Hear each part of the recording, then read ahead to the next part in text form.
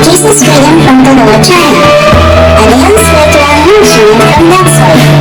Enjoy watching. Isaiah 41:10. Don't be afraid, I am with you.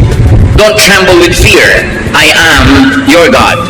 I will make you strong as I protect you with my arm and give you victories. Maraming turo ang Panginoon sa Old Testament, maging sa New, na laging ang tema ay huwag kang matakot, huwag kang panghinaan ng loob. Maging matatag ka dahil ako ang iyong Diyos at alam ko ang nangyayari sa iyong buhay. Habang alam ng Diyos ang nangyayari sa ating buhay, dapat alam din natin na alam niya. Habang tayo ay mahal niya, dapat lagi nating maalalang mahal niya tayo. At habang siya naman ay handang tumulong, dapat huwag nating lilimutin nandyan siya. Hindi nawawala ang Diyos, pero kung minsan ang pinanghihina natin ay yung kawalan ng pagtitiwala o pagkalimot kung sino ang Diyos sa ating buhay. Jeremiah 17:7-8. But I will bless those who trust me. They will be like trees growing beside a stream, trees with roots that reach down to the water, and with leaves that are always green. They bear fruit every year and are never worried by a lack of rain. Importante maalala natin yun na ang Panginoon ang pinagmumulan ng ating mga iniinom, kinakain, literally and symbolically. At sinabi ng Panginoon na gagantimpalaan niya ang sino mang nagtitiwala sa Kanya. Hindi ka pa man abutan ng gantimpala, yung nagtitiwala ka pa lang, may premyo na yon kasi pumanatag na yung loob mo, tumibay na ang kalooban at nagkaroon na ng kalakasan. Isaiah 12:2, I trust you to save me, Lord God, and I won't be afraid. My power and my strength come from you, and you have saved me. Marami ng past tense na salvation ang Diyos. God has saved us in many ways. Why will He not save us again? Kaya importante na maalala natin yung katangian niya, yung pagmamahal niya, at yung kanyang laging pag-aaruga sa atin. Be strong, be optimistic. Dapat positive ang pananaw. Pwede mong diliman ang iyong paningin, pero pwede mo namang liwanagan. Pwede mong palungkotin ang sarili, pero pwede mo rin pasayahin. Pwede mong pahinain ang iyong loob, at pwede mo rin palakasin. Nasa sayo. A positive, believing worldview strengthens people. Kahit po sa mga pag-aaral sa mga ospital, yung mga pasyente na may religious belief, lalo yung may strong spiritual conviction, mas mabilis sila na mag-respond sa medication. Mas tinatablan sila ng gamot at ng therapy, at ayon sa pag-aaral, mas mabilis silang gumaling. Napakahalaga na pati ngayon ang siyensya ng medisina ay nagpapatotoo na ang pananalig ng tao mayroong kinalaman sa kanyang kalakasan ng katawan. Na pag buo ang kanyang loob, pati ang katawan niya sumusunod. But negative worldviews weaken people. Yung taong laging negative, lagi ang iniisip ay yung masama, yung marumi, yung mahirap, humihina pati ang resistensya ng kanyang katawan, at mas dumadali na dapuan siya ng sakit. Psalm 121:1-2, I look to the hills. Where will I find help? It will come from the Lord, who created the heavens and the earth. Itong verse na to, pwedeng marami kahulugan, yung hill. Hill could mean mountain, could mean problem. Hill could mean kumukulong sa'yo, nakapaligid ng mga burol na mahirap akyatin, mahirap lampasan. But from the same hills can come the help of the Lord. So the same trouble that comes to you could be the source of your salvation. The same difficulty could be the source of your strength. The same problem could carry it with its own solution. At tatandaan natin mga kapatid, lahat ng problema may solusyon. Bakit? Kasi pag walang solusyon, hindi yun problema. At pag hindi problema, di huwag problemahin, tanggapin, mahalaga positive ang iyong pananaw. Romans 8:28, we know that God is always at work for the good of everyone who loves Him. Pag ito dinibdib natin na ang Panginoon ay laging gumagawa sa ikabubuti ng mga nagmamahal sa Kanya, kahit kuminsan sa biglang tingin, ay parang hindi maganda yung nangyayari sa buhay. O kahit tagalan mo pa yung tingin, titigan mo, suriin mo, parang mahirap talaga yung nangyayari. Pero kung ikaw ay umiibig sa Panginoon, may paghuhugutan ka ng lakas. Dahil sabi, pag umiibig ka sa Panginoon, lahat ng pinapayagan niya mangyari sa buhay mo ay sa ikabubuti mo. Hindi lang lagi, malinaw na ikabubuti mo yon. Pero kung may pananalig ka, malalampasan ang paningin mong physical, yung nakikita mong parang hindi maganda. At kahit wala kang pruweba sa iyong isip, sa pananalig mo, napapatunayan mong ikabubuti mo yon, doon pa lang, lalakas ka na, gagaling ka na, o malalampasan mo yung oras ng hirap. Follow people who model strength. Maraming mga tao sa paligid natin na pwedeng gawing huwaran. Ang gagawin yung huwaran sa buhay, yung mga matatatag ang loob. Yung buo ang loob, yung matatapang. Huwag yung mahihina. Pagka ang ating ginawang idolo sa buhay, huwaran, yung mahihina, walang ginawang pangharap sa problema kundi iyak, walang mangyayari sa'yo. Pero kung ang titingnan mo, yung mga strong characters, actually, sila yung madalas panalo. In fact, sa mga soap opera, sa mga drama-drama kinawiwilihan ng marami, yung mga kontrabida nga ang laging enjoy sa buhay. Sila tong kitatatag ng loob, kititigas ng mga sikmura, pero sila ang nananalo, nakukuha nila yung pera, nakukuha nila yung boyfriend o girlfriend, nakukuha nila yung mana. Ang totoo niya, sa huling episode lang naman sila biglang masusunog o kakainin ng lupa o kaya ay kakagatin ng napakaraming malanggam. Pero 55 weeks sa kanilang serye, siya ang panalo.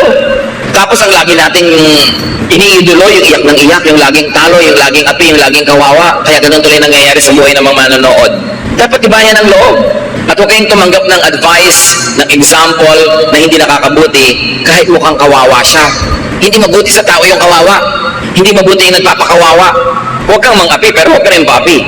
Psalm 1:1-2, God blesses those people who refuse evil advice and won't follow sinners or join in sneering at God.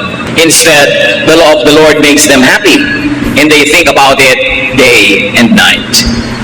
Yung advice, kahit hindi sabihin ng bibig, pero yung example ng mga laging api, laging kawawa, laging mahina ang loob, hindi magandang advice yun. Talo ka dun. Dapat ang tao matibay. Pinatitibay ng karanasan, pinatitibay ng kung sino ang tinititigan at tinutularan. How else do you become strong?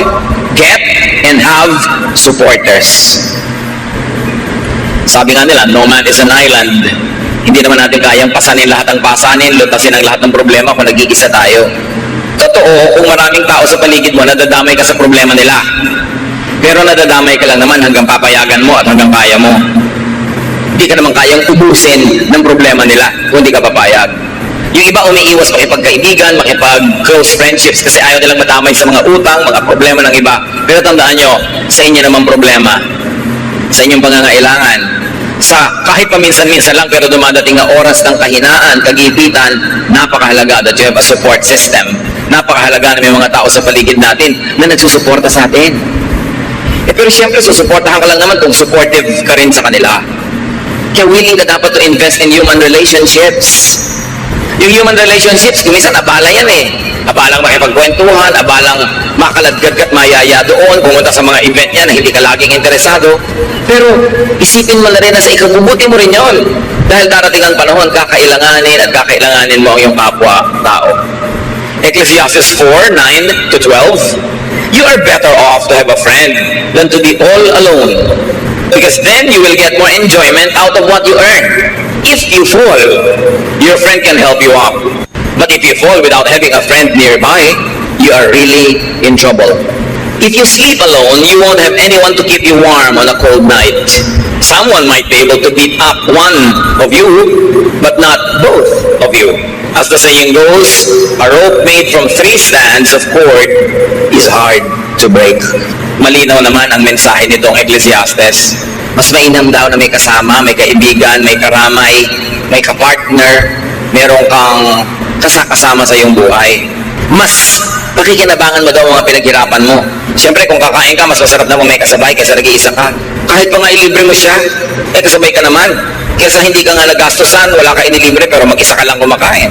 At pag daw natumba ka, may kaibigan ka, may magbabangon sa'yo. Kawawa naman daw yung natutumbang wala man lang magbangon. Talagang malaking problema daw yon. At kung sa mga magiginaw na gabi, nag-iisa ka lang, baka mag-ielo ka, pero kung may katabi ka, your body heat can help each other, and you will survive. Kung nag-iisa ka daw, pwede ka sigurong bugbugin na isang tao, pero kung dalawa kayo, hindi naman niya kayo kayang bugbugin pareho sa bahay. Ang 3 hibla ay tinitirintas at pinagsasama-sama ay higit na matibay kaysa 3 hiwa-hiwalay na hibla ng sinulit. Kailangan itong idiin kasi marami mga tao hindi sila willing to invest in human relationships. They are too engrossed with themselves. They like to have the resources only for themselves. Ayaw nila magbigay, ayaw nila mag-share, ayaw nila maabala. Pero mabuti lang yan habang ang tao ay bata at malakas. Kaya yung yabang nasa kabataan.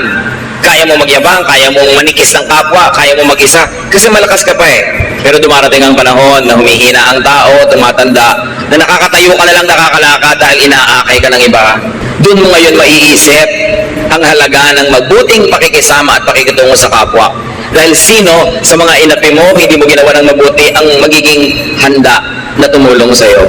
Yun ang mga tinulungan mo nun, hindi rin lahat willing tulungan ka, lalo naman yung hindi mo tinulungan. Kaya dapat ang karunungan dumarating habang kabataan pa lang. Pwede ka magyabang pagbata ka eh. Kayang-kaya mo mag-isa, pero hindi laging ganon ang buhay. Gusto niyo maging malakas sa oras sa inyong kahinaan? Na wala na talaga kayong lakas? Panghihiram kayo ng lakas ng iba. Kaya kung marami kang tinulungan, marami kang pinahiram, sakali namang di ka makalakad, akayin ka naman ng iba, yung lakas niya ang nagiging lakas mo. Kung di ka makakita, yung pananaw at paningin ng iba ang nagiging paningin mo. Hindi ka makagalaw dahil na-paralyze ka, yung braso, yung kamay ng iba ang gumikilos para sa'yo. In other words, may lakas ka pa rin. Bigay ng iba. Kaya huwag tayo dapat magkukulang sa pagbibigay ng lakas, lalo sa panahon na malakas naman tayo. Hindi naman natin ikamamatay tumulong, at yung lakas na ginamit mo ngayon, hindi mo na kayang i-save. Pag hindi mo na nagamit yun today, wala ka nang paggagamitan nun. Bukas may ibang lakas, ang ibang mga gawain. Dapat ang tao may kaibigan. At hindi tayo dapat maging maramot na yung ating mga mahal sa buhay ay makipagkaibigan sa iba't ibang tao. Kung minsan kasi may mga magulang, may kapatid na sobrang mga seloso. Ayaw nila na yung mga anak nila ay nakikipagkaibigan kung kani-kanino. Sabi na tayo na lang ang magtulungan dito. Pero yung magulang hindi naman lagi nandyan. Tumatanda, binabawi ang buhay. Sino ngayon ang kasama ng inyong mga anak o apo? Kung minsan mayroong mga sobrang conservative na mga pamilya, ayaw na maipaligawan ng kanilang mga anak, ayaw magkaroon ng boyfriend hanggang nagtandaan na, wala tuloy mga partner sa buhay. O pag natanda nun, sinong kasama? Yung mga mahihigpit na matatanda, yung higpit ng higpit, kaya nyo pa bang samahan yung mga anak nyo at apo pagka sila na lang natira? Pero pinagkaitan nyo na makadevelop ng mga relasyon. Kaya dapat hindi tayo ganon. Hayaan natin na yung mga tao makadevelop ng mga kasama nila. Hindi naman natin masasamahan habang panahon. Pero darating ang panahon na kailangan nila ng kasama. It's important. At kung kayo naman ay halimbawa biglang nagka-boyfriend, nagka-girlfriend, nagka-asawa, huwag yung biglang ilimutin na inyong mga kaibigan, mga kamag-anak, dahil meron na kayong papa na ipinagmamalaki, meron na kayong mommy na ipinagmamalaki. Kasi kung minsan, pag dumating ang panahon na nagkagalit kayo at naghiwalay, eto mga kaibigan mo na naman ang karamay mo sa buhay. Mga papa and mama, they come and go, but friends remain. That's why don't commit the mistake of neglecting your friends just because you have a lover, a partner, a spouse. Darating ang panahon, maaalala mo sila, lalo kung bigla kang iniwan ni lover. Be wise. Proverbs 17:17, a friend loves at all times, and a brother is born for a time of adversity. At sabi sa Proverbs 17:17 din, sa ibang version, a friend is always a friend, and relatives are born to share our troubles. So ang mga kaibigan natin, ang mga kamag-anak ay talagang nandyan para makihati sa ating mga problema. Ang dapat magsasabi nun yung tumutulong, hindi nagpapatulong na parang duty tuloy ng iba na tulungan ka dahil sabi ng verse. Pero ang nagsasabi na tutulungan kita, gusto kitang tulungan, sabi ng verse, kaya kami kamag-anak, kaya kami kaibigan para tumulong. Pero huwag niyo sasabihin ng kamag-anak niyo, hoy kamag-anak kita, therefore duty mong tulungan ako. Nawawalan ng motivation ang tutulong, huwag ganon. Mga kapatid, may isa pang napakahalaga para wag ang tao maging malakas. Sa pagharap ng mga problema, kasakitan, suliranin, earn and save money. Dapat kanta ka ng money, dahil talagang mahalaga ang pera. Kung hindi pera, o dagdag sa pera, dapat meron kang insurance. Meron kang pension pagtanda mo. Kaya yung mga tao sinasabihan natin, oy magbayad kayo ng SSS payments nyo para pagtanda nyo, meron kayong pension. Tapos sabi mo, kano na yun? 6,000 a month. Aba, pag wala kang kapera-pera, malaki na yung 6,000. At kung walang magpalibing sa'yo, at least bigyan ka man lang ng SSS ng kabaong na styrofoam. O lawanit na may pakumbakya. Ano naman kung nalalaglag ka pag binuhat yung kataol, at least meron. Kesa wala. Katulad ng mga citizens sa ibang bansa, halimbawa sa Amerika, ang pension mo, pag nag-60 ka, depende kung magkano taxes ang binayad mo at ikinontribute mo sa iyong social fund habang nagtatrabaho ka. Iba nagpapalusot, hindi sila nagbabayad ng tax, puro under the table, hindi sila nagko-contribute sa mga social fund, hindi sila kumukuha ng insurance. Akala nila ngayon, mas marami silang perang ginagasta. Yes, habang malakas ka, marami kang perang ginagasta. Pero kung wala ka ng mga insurances na yan at pension plan, pag tumanda ka at kailangan mo na ng pera at hindi ka na makakapagtrabaho, doon ka ngayon walang pera. Iba ang lakas ng loob pag may pera sa bulsa. Ecclesiastes 7:12, money is a shelter. Totoo yun. Huwag kayong magbanal-banala na parang walang kwenta ang pera. Sabi sa Bible, Ecclesiastes 10:19, money is the answer for everything. Siyempre, figure of speech yun.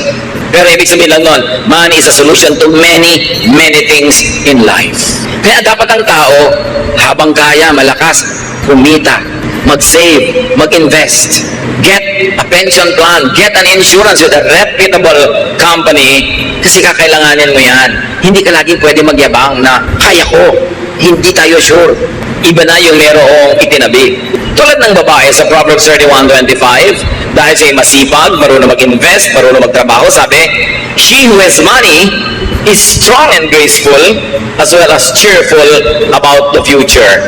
Sabi na ibang version, she is clothed with strength and dignity. She can laugh at the days to come. Why can a person laugh at the days to come? Pag may pera siya. Pag magpapa-hospital siya, hindi siya nag-aalala. Pagtatawanan lang niya yung hospital. May pera ako. Sige, i-confine niyo ako sa magandang kwarto. Pero pag wala kang pera, pwede ba dito na lang ako sa koridor? Pwede ba dito na lang ako sa labas ng ospital? Okay, hindi ka pagaling, ilabas yun ako. Pamamatay ako sa presyo. Kung may pera ka, di magpapagamot ka na yun. Although namamatay ka rin naman kung may pera ka, pero nang mamamatay ka nakangiti. Importante niyan, make and keep receiving material blessings by giving. Isang sikreto na hindi naman dapat sikreto kasi sinasabi naman sa Biblia ito, para makatiyak ka na lagi kang tatanggap sa Panginoon, dapat pala bigay ka sa gawain ng Panginoon at sa mga taong nangangailangan. Proverbs 3:9, honor the Lord by giving Him your money. Malinaw na malinaw. At sa Malakay 3:10-11, walang kamatayang katuruan, I am the Lord all-powerful, and I challenge you to put me to the test. Bring the entire 10% into the storehouse so that there will be food in my house. Then I will open the windows of heaven and flood you with blessing after blessing. I will also stop locusts from destroying your crops and keeping your vineyards from producing. Ang Diyos nangahamon. Sabi niya, hinahamon ko kayo. Subukan niyo ako. Huwag kayong mandaya sa inyong mga tithes. Pag hindi ko binuksan ng mga bintana ng langit at pinabaha sa buhay niyo ang walang katapusang blessing. At hindi lang yon, pipigilin ko ang mga salot na kulisap sa paninira na inyong mga tanim. Ipoprotekta ko ang inyong negosyo, ang inyong mga hanap buhay. Ang ganon. At makikita niyo kung gaano ka tapat ang Panginoon sa kanyang pangako. At sabi niya sa Deuteronomy 15:6, no one in Israel should ever be poor. So hindi balak ng Diyos sa kanyang mga anak na may mga mahirap. The Lord your God is giving you this land and He has promised to make you very successful if you obey His laws and teachings that I am giving you today. You will lend money to many nations, but you won't have to borrow. You will rule over many nations, but they won't rule you. That is a promise. Pero merong kondisyon. Kung susunod ka sa kanyang mga utos, ang ganoon, hindi nyo mararanasang mangutang, kayo ang magpapautang. Hindi nyo mararanasang mangamuhan, kayo magiging amo. Pero may kondisyon. Maging tapat tayo sa Panginoon, maging generous. Alam niya kung paano magsukli sa ating buhay. Isa yan na hindi natin naaalala na madalas, na isang napakalaking insurance, savings account, yung ikaw ay giver. Ikaw ay generous, even to people that are not close to you but who are needy. Bawat bigay mo sa nangangailangan, bawat bigay mo sa gawain ng Panginoon, ang Panginoon na magsusukli. At sa palagay nyo kaya, papayag ang Panginoon na may utang siya sa inyo? Oras na ikaw ay nagbigay, lalo kanyang bibigyan kasi di naman pwede mas marami ka pa ibinigay sa kanya, siya ang Diyos. Maraming tao na ang nakadiscover nito, merong hindi pa rin madiscover kasi ayaw subukan. Pero yan talaga ang secret of a very abundant life, to be generous. How else do you become strong? Practice facing and handling hardship. Kung lalaban ka ng contest, dapat may practice. Kay athletic o artistic contest dyan, o dance contest, o singing contest, may practice. Kung lalaban ka sa mga hirap ng buhay, dapat din may practice. Kahit bata pa ang tao, lalo't bata pa nga, mas dapat turuan na humarap sa mga problema. Parents, let us not overprotect our children. May mga assignments sa school, hayaan nyo sila gumawa, huwag nyo igawa para lang tumaas ang grade. Hindi naman sila yung gumawa, dumali ang buhay nila. Sa palagay nyo, anong naituro nun sa kanila na karakter? Wala. Aasa sa inyo. Kaya 50 years old na, umaasa pa sa inyo. Kasi sinanay nyo. Don't do everything for them. At habang maaari sana nga, kahit kaya nyo paligiran sila ng mga Mag-a-assist sa kanila, give them household chores. At kahit napakarami yung pera, hayaan nyo silang matutong magtipid. Huwag silang palanguyin sa pera kasi mahirap na masanay sa buhay na sobrang maginhawa, madali, maluho, kasi hindi naman ganun ang totoong buhay. At hindi naman kayo laging nandyan para sila bigyan nun. At nandyan naman kayo, hindi naman tayo sure na lagi kayong may ibibigay. James 1:2-4, my friends, be glad even if you have a lot of trouble. You know that you learn to endure by having your faith tested.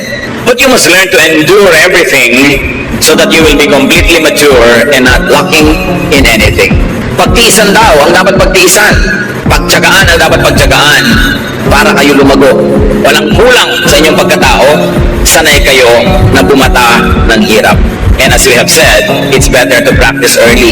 Kaya sabi ni Balagtas sa Florante at Laura, pag-ibig anak ko yaking nakilala, di dapat palakhin ang bata sa saya at sa katuwaan kapag namihasa, paglaki walang hihinting ginhawa. Para ng halamang lumaki sa tubig, dahil nalalanta, munting di matilig. Ikinaluluoy ang sandaling init, gayon din ang pusong sa tuway maniig. Kaya sabi niya, ang laki sa layaw, karaniway hubad, sa bait at muni, sa hatol ay salat. Masaklap ang bunga ng maling paghingap, habag ng magulang sa irog na anak. Pag in-spoil mo ang bata, ano mangyayari? Weakling, mahina, walang buto, mahina ang sikmura, mahina ang loob. Kailangan mabuhay ka forever para mo siya samahan. Kaya kailangan turuan ng practice. Sabi sa Proverbs 22:6, teach your children right from wrong. And when they are grown, they will still do right. Train agad ang mga bata. How else do you become strong? Do not overly depend on others. Lahat ng tao, binigyan ng Diyos ng lakas. Huwag kang laging manghiram ng lakas ng iba. Huwag kang laging umasa, sumandal. Dapat gamitin mo at pag-practicean mong gamitin ang iyong sariling lakas. Why? Because dependence means weakness. Habang umaasa ka, mahina ka. What happens when you are financially dependent, emotionally dependent, functionally dependent? You are weak. May mga asawa na binubugbog, pinagtataksilan, halos ay lapas tanganin na lang ng husband, hindi makahiwa-hiwalay, hindi makabuo ng sariling buhay. Bakit? Walang hanap buhay. Walang sariling income, walang pera, walang savings. Kaya nilululo na lang ang lahat, pinagtitsagaan ang lahat. Pero kung may pera lang yan, matagal nang nawala. Yung si iba yung may pera. Kaya pag may mga magpapakasal, lalo mga babae na mukhang palikero pa, mapapangasawa, ang advice mo agad, iha, magtrabaho ka. Gusto po niya, full-time housewife lang ako. Full-time housewife, pagkatapos kahit ano iba sa mukha mo, tatanggapin mo, dahil wala kang pera. Kailangan may pera ka. O kaya kung siya nagtatrabaho, nasa pangalan mo savings. Para meron ka maipagmalaki. Hindi kawawang-kawawa ka dahil isusumbat pa sa'yo. Kita ko lahat yan, pera ko lahat yan. Diba? Pagka ginawa sa'yo ng husband mo yun, singilin mo siya ng lahat ng serbisyo mo. Security guard ka ng bahay, plumber ka ng mga gripo ninyo, nurse ka ng mga anak, taga-sundo ng mga anak, cook ka ng mga pagkain, labandera ka, at whore ka pa sa kanya. Doon ka malaki sumingil. Diba? Laki mo singil. Para hindi akala niya siya lang ang may kita. Pag binayaran nga ang housewife sa bahay, kulang pa yung sweldo ng husband eh. So yabang-yabang pa, kape! Sino pumapalakpak dyan sa likod? Diba? Siguro binubusan nila ng kape yung humihingi. Marami namang husbands, mababait ha. Pero kumisan, pagka biglang nahumaling kung kanino, nawawala ang bait. Kaya dapat secure kayo, meron kayong sariling income, itaktak nyo sa utak nyo yan. Hindi naman ibig sabihin na may income kayo, ilalayo kayo, hihiwalay, pero mabuti na yung meron kayong choice. Hindi kayo overly dependent. 1 Thessalonians 4:11-12, live in a way that you won't have to depend on anyone. Ganon din naman yung mga magulang eh. Minsan sayang lang, medyo huli na sa iba, pero habang maaga pa, secure yourself. Huwag kayong umasa sa iaabot-abot lang ng mga anak nyo in the future. Dahil kung minsan, ang dalang ng abot, ang konti. Napa-hospital ka ng 7 araw, bibigyan ng pambili ng medical. O eto po, pandagdag. Ha, pandagdag? Ang liit naman yan para ipangdagdag. Pero paano kung umaasa na lang kayo dahil wala kayong isinubi? Be strong. Do not overlove or overneed anyone. Love mo, yes, but do not overly love. Kaya nga sabi ni Lord, unahin mo siyang mahalin kahit hindi iba. Yung world, hindi laging masama. But anything that is really permanent. Sabi sa 1 John 2:15, do not love the world or anything that belongs to the world. If you love the world, you cannot love the Father. Yung nagmamahal, ilagay niyo sa lugar. Pag sobra kayo nagmahal, talo kayo. Hindi lang kayo maalala, wala na kayo sa sarili. May mga tao nakatitig sa cellphone nila talaga nakatitig, abang na may dumating na text. Dumating ka na. Wala namang dumadating, mga advertisement pa ng kondo ang darating. Paano? Sobrang nagmamahal. Magmahal kayo, pero ilagay nyo sa lugar. Hindi dapat kawawain ang sarili. Do not be anybody's satellite. No one is as weak as a person who is madly in love. You weaken yourself. Nilululo ng katwiran, nilululo ng pinag-aralan, nilululo ng lahat-lahat. Bago lang matauhan, na-damage na siya. Kaya dapat may ititira ka sa sarili mo. Ano ka siyempre magmahal because God is love and we have to love, pero huwag kang magpapakabaliw ng sobra-sobra. Lalo sa hindi naman nababaliw sa'yo. May magtatanong ko sa akin, meron po akong boyfriend pero ramdam ko hindi ako mahal. Ba't ka nagtsatsaga? Bakit? Hindi ka pala mahal. Humahanap ka ng sakit ng katawan. So kailangan magpakatalino ang tao. We were created by God to be healthily independent. Kaya kahit may kakambal ka, pinapakanak ka mag-isa. Mamamatay ka mag-isa. Haharap ka sa Diyos mag-isa. Ibig sabihin, kaya mong harapin ang maraming bagay sa buhay kahit walang kasama. Although, mas masarap kung may kasama. Pero huwag kang magpapadaya sa kasinungalingan na kung wala kang kasama, hindi ka na mabubuhay. Yun ay isang kasinungalingan. Napaka-importante kahit nga sa ina. Ang unang-unang nangyayari sa bata pag ipapanganak, malalagot ang pusod. Is a declaration of progressive independence. At dapat yun, suportahan ng magulang at ng lahat na maging independent yung bata habang tumatagal. Psalm 146, 3-4, you can't depend on anyone, not even a great leader. Once they die and are buried, that will be the end of all their plans. Sabi, hindi ka pwedeng umasa sa iba kahit magaling pang tao yan. Dahil pag namatay yan, paano ka? Maasa ka. Dependent ka. Mga kapatid, maraming paraan, pero isa na lang ang ating pag-usapan ngayon. Choose to be strong. Laging may choice. It's a choice. It's your choice. Pagka kayo may diabetes, may pagkain dyan na matamis, ang sarap, it's your choice. Pipiliin mo bang kumain yan na pagkalunok mo, masarap lang sa dila, pero pag nalulun mo na, nasa katawan mo na yung lason, o kakainin mo pa rin? It's your choice. May pipiliin kang pagkain A, healthful. Pagkain B, hindi healthful. Alin ang pipiliin mo doon?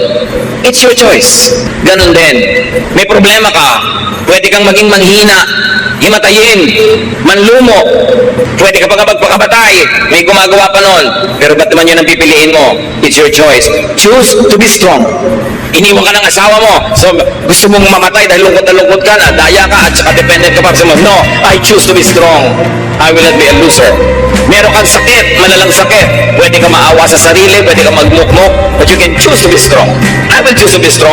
I will maximize whatever is left of my life. I will do whatever my health allows me to do. I'll choose to be strong. I'll choose to be victorious. I'll choose to be cheerful. Although I can choose to be sad. But why will I choose to be sad?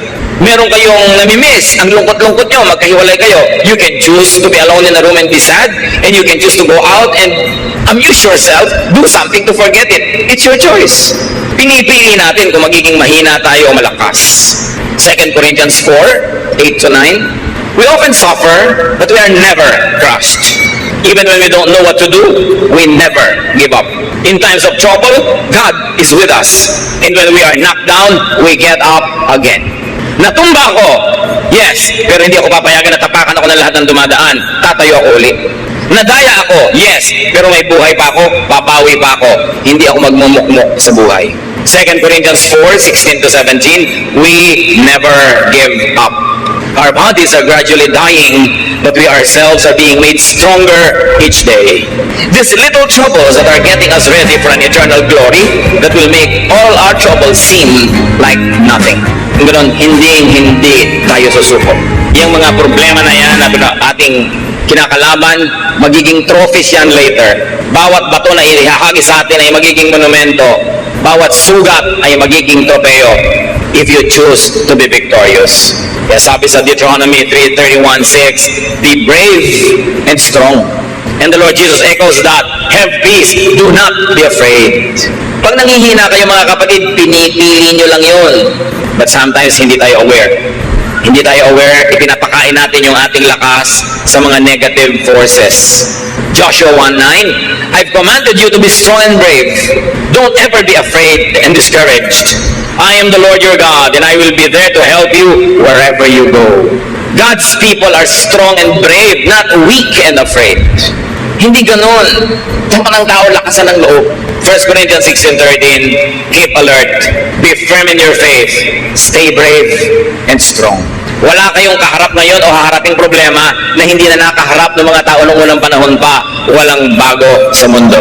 Walang bagong problema ang hindi pa nadinig ng Diyos na idinaing sa Kanya ng mga tao. Walang bago. Therefore, lahat yan may katapat na.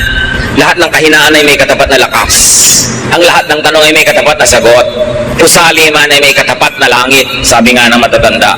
So huwag tayong lagi na lang mag-awa-awa sa sarili. Huwag laging magpaawa sa kapwa. Kumusta ka? Eto, kawawa naman ako. Eto, mahina ako. Eto, may sakit ako. Ang dami mo lang mapipiling ibalita. Kumusta ka? Pwede mo sabihin, wow, ang saya ko, nagising pa ako ngayong umaga. Pero pwede mo sabihin, ang taas-taas ka ng BP ko. It's your choice. Anong gusto mong topic? Pero mga kapatid, pa ang laging gusto nyong topic ay yung kayo mahina, kayo kawawa, kayo walang pera, mapapansin nyo, pakonti ng pakonti ang gusto makipag-usap sa inyo. Sino naman ang gusto makipag-usap sa laging daing ng daing? Yung kausap nyo, marami rin dapat idaing, pero hindi lang niya itinadaing. May problema siyang dala-dala, tapos itatambak nyo sa kanya yung problema nyo. Dinadoble yung dala niya para lang gumaan ng pakiramdam nyo. Sa palagay nyo, tatagal lang kayong kausapin ng kapwa. Choose to be cheerful. Hindi laging dumadaing. Lahat tayo may dalang problema. Lahat tayo mayroong difficulties. May kanya-kanyang lungkot, may kanya-kanyang hirap, kanya-kanyang takot. Pero bakit mo kailangang isiwalat at itambak sa kapwa mo yun lagi? Kakadalaan ka lang, pagsasawaan, lalong mawawala na tutulong sa'yo. Pero pag strong ka, you attract people to be near you. And when people are near you, you get helped. Even without asking for it. And you can help other people also. Life really could be full of hardship and trouble, but we are not without a helper. John 16:33, Jesus speaks, I have told you this, so that you might have peace in your hearts because of me. While you are in the world, you will have to suffer. But cheer up, I have defeated the world. Sabi nila, walang bago sa mga sinusumbong mo. Kasama ng buhay yan. May pagdurusa, may paghihirap. Pero huwag kang mahinaan ng loob. Lakasan mo ang loob mo kasi nagapi ko na ang lahat ng yan. Napagtagumpayan ko na yan. Stay with me because I am with you.